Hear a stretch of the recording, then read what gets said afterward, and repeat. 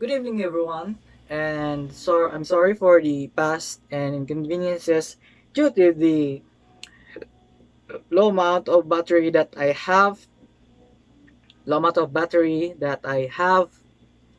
and that is the result of the the cutoff of my video. So we will continue this with ethnography in a class, which means LGBT are often seen as lower class, but instead they they're also in the lower, higher, and the middle. Not to be masculinist or gender bias, but in people with the straight see often see homosexuals to be in lower class, but in reality they are sometimes in the higher class, oftentimes in the higher class, middle class, and the lower class. This is not in my opinion, but I saw in a other research, or in a article as well. So the disability, the if if a homosexual person or have a disability, they are often laughed at, shunned at, frowned upon at because of no other reasons, but these are the stereotypes they experience in their daily lives, not in here but in America. But there, I have not experienced this, but maybe there are some types here in Mindanao, Mlang, or in Philippines. Next is in imperialism. In imperialism, the the straight ones or the binaries are often often crowned as the ruler or the highest rank to have obtained.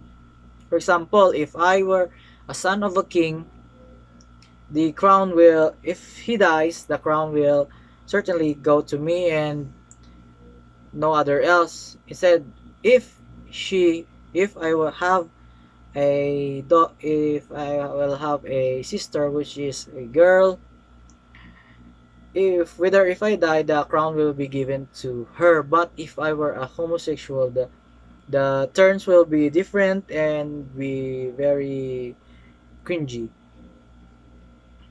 And I will move on to the next topic, which is the queer theoretical concept of normativity. What is the queer theoretical concept of normativity? It is the balance to which a certain types of persons are considered to be queer. For example, I were here in the middle, and this is the limit to which I am to be considered as homosexual. For example, if I were straight, in that if I have a male friend, if I will go through these boundaries, for example, I will to be close, too close, or to touchy, it will be considered as gay. Or if I were a women, and that if I were too touchy to other women, it will be seen, or if I were too masculine, it will be seen as a a lesbian like or gayish. Next. So, how does homosexual come to terms in their work areas? Their work areas, they will have a gayish male speech will come to attention to their coworkers, that it is very very odd, but in this day and age it is very very common. And that in the old times, when Queer, when you are queer, you're often shunned at, and that they are the same equals as the black or the African Americans, which are treated as slaves. So, in their day and age, or in the time of the black slaves, homosexuals are often shunned and have pressures and being pressured at by people, being shunned at and laughed at by people. But it is very different now because it is it is a modern age, and people come to realize that is we should unite, and that we would often be unite, loving with each other instead of shunning each other for equality. Ethnography is merely a descriptive, like all scientific methodology, even those held up by their practitioners are pillars of objectivity. Ethnography is embedded in the broader theoretical questions that motivate its application. So, people, these are people, not things that you experimented on or animals, but these are people. So you will have to entertain them or find ways that that makes them interested in you and your topic. Not like that, it is not just writing a piece of paper, observing, but you will have to form a questions that make these people to or these or many people to motivate to be motivated in joining your type of research. For example, if I were a if I were a researcher in this field, and that learning through the Muslim community, I would most likely be wearing a Muslim shirt and a cap to bond with them, and to to to make the day interesting, and that this will see in their perspective, they will see that you as a researcher will are very respectful, and that and very interesting, and that I, the subject viewer, or the person whom interviewing or not interviewing, being observed, will be very and will be approachable to you. Next is, as conversation analysts often do, rather we make sense of the patterns we find across diverse sources of data by consulting the ideas of those who have dedicated their careers to understanding the social life, otherwise known as social theorists. So these social theorists have dedicated their lives in in obtaining this knowledge from the different types of culture. So there are other ways to get this data other than simply observing through indigenous people and cultures. We can also ask to them that what are they learned, what they know, so that we have a clearer knowledge about this type of people. Like if I were the researcher, and that this third person know about these Muslims, though. So instead of speaking to the Muslims, which I don't speak in their language, I would easily come to this type of person to ask them, because they already know what the culture and everything about them, because he dedicated his life to understanding their behavior. So their work is focused on micro details of everyday discourse.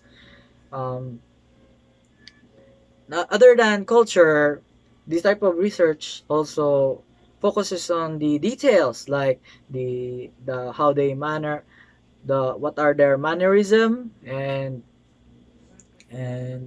and type of mindset they have. So what are these type of mannerism? The the Muslim culture also have these types of mannerism. Oh, I'm sorry. The gender types of smaller details are they have this mannerism of the genders, which is they often act very feminine, and that they have very very very slow. They act very slow, very delicadeza like that, and that lesbian peoples act very fast, very muscular, very attentive like that. That is what their different the other type of sex is, which they are uh, mimicking. Social theory to social theory to ethnography more generally. So what does social theory connect with ethnography? So it has everything have to do with ethnography because social theory is the branch of this type of ethnography. The social theory is the branch of the ethnography because that the studying the culture does not only contribute to just studying but to socialize, like it is I mentioned it many times before. Next, as conversation analysts often do, rather we make sense of patterns we find across diverse sources of data by consulting the ideas who have dedicated their careers. Uh, I repeated it. So they have conversation with these people by asking them or having conversations with them, with these professionals to further understand these the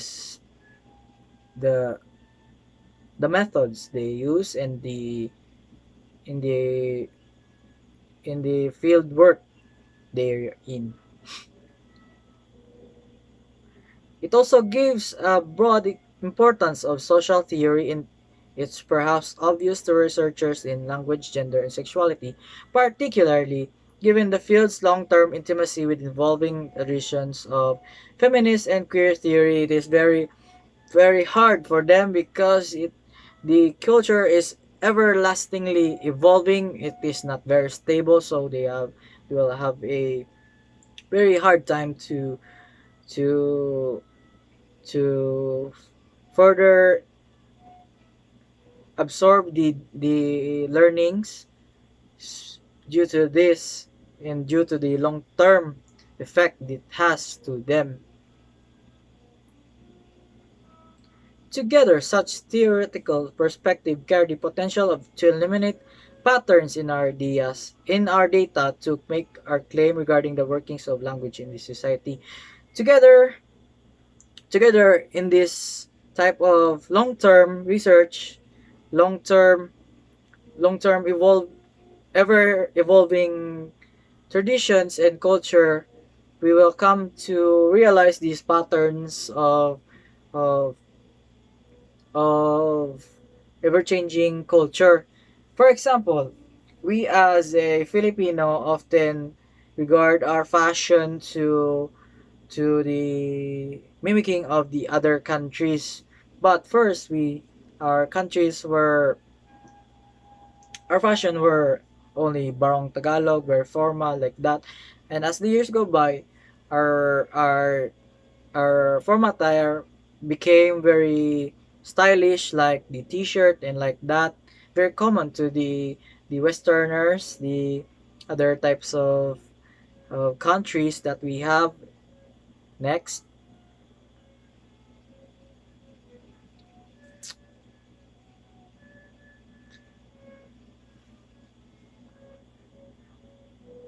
locating their analysis is in the practice and ideology they have observed as participants. They build on social theory in ways that highlight the importance of language to the constitution of gender and sexuality.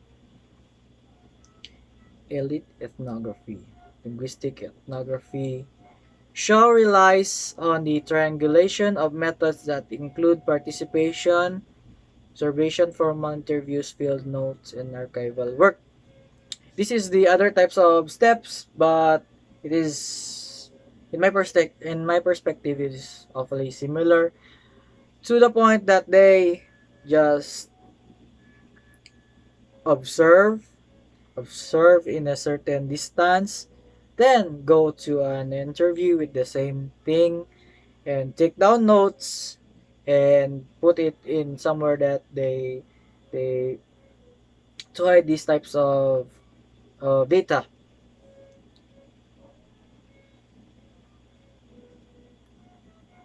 There are also inequality in the society. One of this is the example that women are treated as slaves even until now, and that women often have their heads up through due to to be seen as in a perspective of a higher ranks. For example, why is a female minister sitting in a row of a male minister asked to be fetched by a first minister to a glass of water? He she as a fellow minister or co-minister in a or a for example in a ASEAN meeting, she was the only one female to be there and to be active. So these male these male ministers often see expected that this type of female are just waiters, and that they are there for purpose of of of social sole purpose of just entertaining them and giving them service. But instead she was a higher class or hierarchy that which they are not expecting it to be. Next is the backstage interviews revealed that assembly members were uncomfortable with their female colleague, contrary to the behavior even as they disproved of Gillen's elite queen-like demeanor. The other type of example is that this type of person, which he is called as to be Gillen, has this queen-like behavior, meaning she is often bossy, very discreet, very abusive type of person, because she is has the perspective that she is in a higher power, so she should act very abusive, and that these are the types of inequalities we have in our society. Next, in the in the in the in the theory they have about the Jillian, she is often seen as very feminist. So, like what I said, the feminism is the is the perspective of women. See, they are seen as very hierarchy, and they should have higher remarks rather than men. So, and asserted the usefulness of ethnography exposing practices of symbolic violence. In the ethnography semiotics, this symbolizes violence and and and sexism. Sexism is the first part of the example, which is the women or the prime minister of are expected to be a waiter instead of a higher class. Next is the sexism of showing violence, which is Jillian being abusive and and very bossy. This is the symbolic use of the semiotics. In her analysis and interactional data collected over time, Her participation on a women's hockey team brings to light the everyday grammar of compulsory heterosexuality and it adverse on LGBT individuals. So, it is they in two types of groups. There are heterosexual and the the also homosexual. These types of two types of group are being compared at and differentiated by the researcher, which is Hall. This is they are she Hall. She is comparing these two types of groups, and she discovered that they are very different in terms of linguistic function, but in in movement or behavior, like it is still very different in their function. Queer linguistic ethnography. So 13. Next is it requires these types of behavior also requires linguistic analysis. So it requires discourse analysis across time and space, anthropological discourse analysis. In short, they are using anthropological discourse analysis. What is anthropological discourse analysis? It is the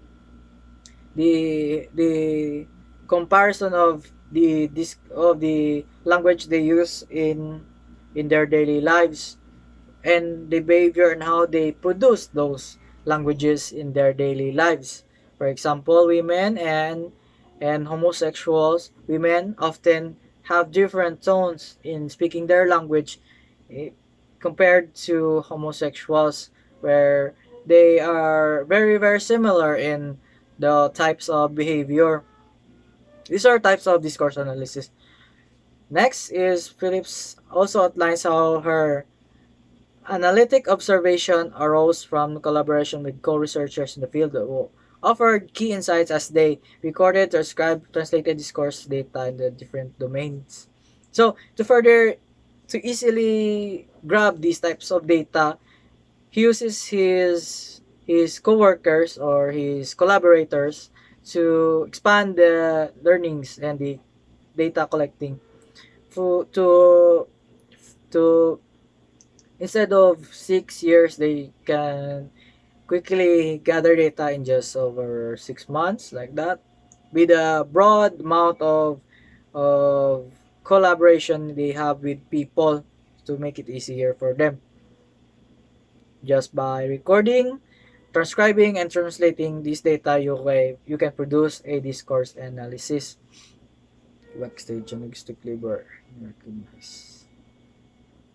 Ethnographic research is much better, more honest, more feminist, even more insightful. The broad acknowledgement from me as a perspective that ethnographic is not very biased, but instead it is very truthful. It is very honest. Not it is equal. It has equality and has insights on the subject. It is very transparent about the the the forms of how they use it. Next. Next is she analyzes she analyzes from her conversation with. Next is the other example. Jana analyzes his way of talking from the year of 2004 and 2006. She compared her learnings and her changes from the year 2004 to 2006. 2006 is that in the year 2006 she learned that the way he talks is very ilongo, and as the years go by, through the exposure of the certain people, she now speaks Bisaya. This is the example for this of the differences and the changes of the this is the of the language. So, ethnography must be revised to reflect the highlight mediatized nature of current social life.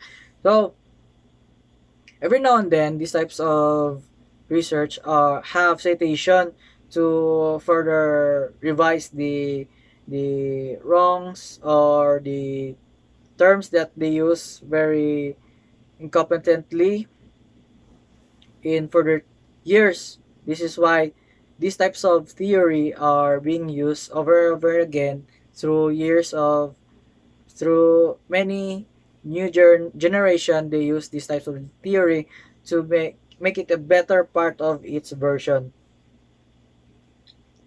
For example, these types of research, this current type of research has these types of analysis in which this one female YouTuber named Hannah Witton have attracted almost 400 subscribers. So why is that?